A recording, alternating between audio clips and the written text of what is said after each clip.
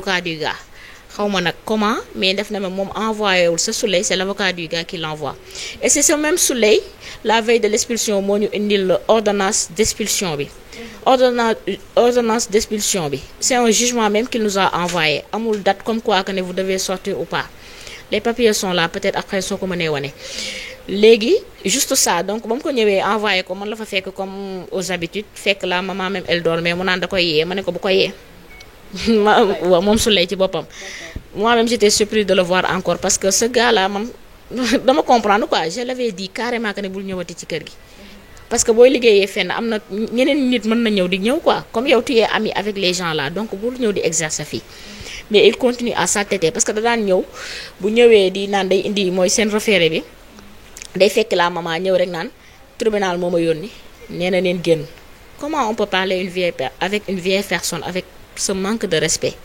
ba pare mag kenn du ko tiital comme on dit donc ba mu laavee ba mu ñëwee indi loolu noonu daf ko indi à ses habitudes pour ne pas juste indi problème ma jël accepté feuille bi mu ne day yee kii bi ma ne ko bu ko yee comme jox na ma feuille ça suffit mu daal di dem j'ai pris les feuilles photo ko comme aux habitudes envoyé aux avocats donc avant même que avocats yi di am temps wu réagir le lendemain à 6 heures du matin la police était là donc man gisuma leen woon à 7 heures je suis sortie de la maison dem ci dentiste bi balaa may on m'a appelé de là-bas pour me dire que ne ñu ngi génnee sa yaay ñu ngi sànni ay bagages am ci bedd bi ma daw ñëwaat ba ma ñëwee ci laa gisee action bi fekk la maman était dehors en pyjama ay bagages am en pyjama parce que dafa ci néegam la génnee pour di ndekki na ñëw ne ko police ta ngi nii nee na génnal si jamais elle avait fait arrêt cardiaque lan lañ ñuy wax yàlla tere lan lañ ñuy wax ñoom lan lañ ñuy wax est-ce que c'est comme ça qu'on sort une vieille personne voilà ñu osé ba bëgg a dee tijji armoire yi génnee yëre yi di takk di sànni ci mbedd bi. ñoom ci boppam ñoo doon def loolu. ñoom ci boppam ñoo doon def loolu man je ne sais même pas c'est quelle loi qui permet ça. déjà yow moi j'étais pas là-bas samay yëre xanaa mënoon nañ ma sax woo téléphone ne ma kaay jël say yëre sama suufu yëre yi laa defoon ci samay parure moo tax parure yëpp ba léegi gisuma ci dara. samay parure en or sama yaay tamit ay bijoux en or ba léegi gisaguñ ko xaalis yi ñu nekkoon ci foofu yëpp gisuñ ko sama mag bi commerçante la day jaay ci koñ bi ñëpp xam nañ ko sac bi muy jaayee chaque fois foofu la koy bàyyi ci armoire bi gisuñu ko ba tey donc c'est comme ça que ça s'est passé. moom daal ñëw na sur quelle base ñëw daal ne leen da ngeen a war a génn moom moo leen dagaleel seen bagage génnee ko ci biti. génnee ko sànni comme ça sans préavis sans rien donc voilà noonu laa ci am j'étais seule sama taawu yaay bi Soprim lay sëy donc elle n'était pas encore venue woo nañ ko balaa muy egsi moi même j'ai été première sur les lieux avec la maman je devais épauler la maman. C'était une situation difficile mais comme on dit alhamdoulilah. Mais notification bi mu leen jox c'est signé par qui? Par un juge de référé. Il s'agit d'une expulsion d'urgence mooy référé la quoi référé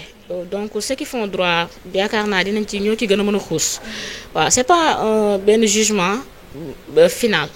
C'est pas un juge boo xam ne que ne juge de fond moo ko joxe c'est juste un référé boo xam ne voilà il s'est basé wul ci dara quoi parce que juge de fond mooy basé wu sur une enquête solide comme quoi que ne papier bi kat Abdourahmane moo ko moom peut-être parce que joxe na lii wala lii ak lii vente bi jaar na yoon lii jaar na yoon finalement moo ko joxe ñu joxe benn kii xaw ma nañu ko wax de ñu soldé dossier bi comme quoi que ne kii lii la yoon mujjee parce que à savoir que Abdourahmane nekkul moom moo ñu yóbbu justice ñun ñoo ko traîner justice parce que sachant li mu def noonu on a porté plainte au niveau des sections de recherche pour faux et usage de faux escroquerie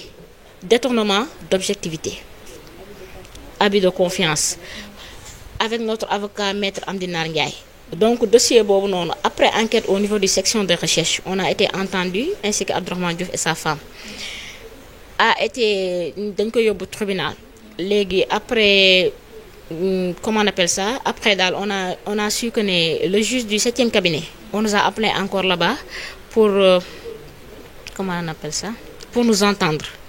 Donc voilà. Après aussi, on a appelé Abdourahmane Diouf pour l'entendre. Et après avoir entendu Abdourahmane Diouf et sa femme, le juge les avait placés sous contrôle judiciaire.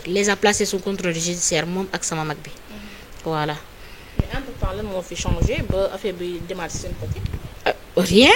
La justice continue, comme on dit, la justice est lente au Sénégal surtout. Donc depuis boobu ñu ngi toog di xaar il y a eu un changement de régime. Donc juge yi nga xam ne que ne. lu xaw a yàgg la ci régime Macky Sall la woon bokk régime bi. Régime bi c'était depuis parce que l'affaire xeex bi mat na 3 ans déjà. Mine de rien ça fait 3 ans. Donc c'était depuis l'ancien régime. Léegi ak changement juge yi donc il faut que ne beneen juge yi dañ leen di jël yóbbu ñii ci région yi jël ñii def fii comme changement yooyu noonu donc ci loolu lañ nekkoon donc là mais ba léegi le dossier n'a pas encore été soldé il y a des procédures pendantes donc juge Révéré bi nga xam ne que ne moom moo autorisé expulsion boobu il devait écouter et savoir que ne y a des procédures pendantes waaw boo xam ne que ne ñoom vraiment c'est du sérieux en fait c'est du sérieux parce que ku tabax këram ba à un certain nombre d'années yi mënoo xëy rek ne da nga koy diw ñëw wan la benn kayitu kër ne la kayit bi daf ma koo jaay at bii rek na daat koy génnee noonu expliquer ko noonu il devait se baser sur du solide mais li mu basé wu nii on ne sait pas ce qui s'est passé mais lii dafa tey xel trop. D'accord. Parce que dégg nañu ci ay wax laaj boobu noonu bëggoon nañ nga indi ci ay leeral bu baax a baax que ni sa yaay moom moo ko jaay li nga xamante ni moom mooy kër gi te moom mu ngi ay kayitam yu leer loolu lan nga ñu ci mën a expliquer quand même. waaw d'abord il faut savoir que la maison n'appartient pas à ma mère ba mu ko mën a jaay déjà kër gi kër ay héritier la mooy ça veut dire que la maison appartient à Nogaye Beye et à ses enfants parce que ça une maison boo xam ne que ne dafa appartenir à mon père. Donc ba ñu teggalee sama papa le jugement d'héritier bi ñu obtenir au tribunal mais que ne décision finale bi génnoon mooy que ne la maison appartient dorénavant à Nogaye Beye et à ses enfants ça c'est clos donc Nogaye Beye seule elle ne suffit même pas pour vendre kër gi parce que comme un sixième xawma lay am ci kër gi si je me trompe pas pour jaay kër donc pour Nogaye Beye jaay kër gi il faut que tous ses enfants vendent en même temps léegi moom dafa def ak établir un acte de vente comme quoi que ne dañ ko jaay kër gi avec une somme de 13 millions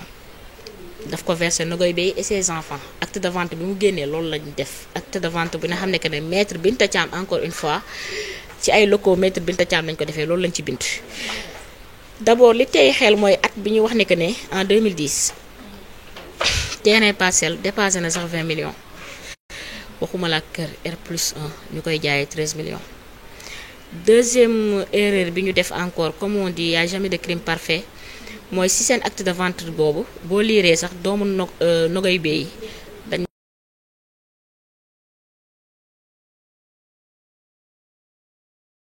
ma see fàtte je ne figure nulle part